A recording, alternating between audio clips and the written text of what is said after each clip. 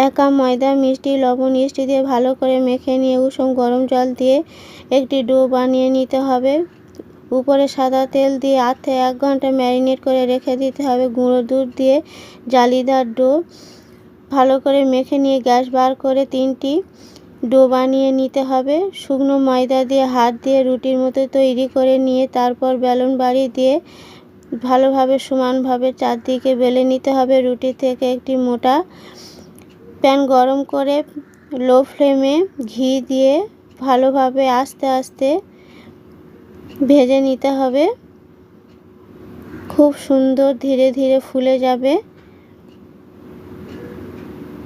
ঘুরিয়ে ঘুরিয়ে ভাজতে হবে। ভাজা হয়ে গেছে, তুলে নেব। ছুরি দিয়ে কেটে নেব।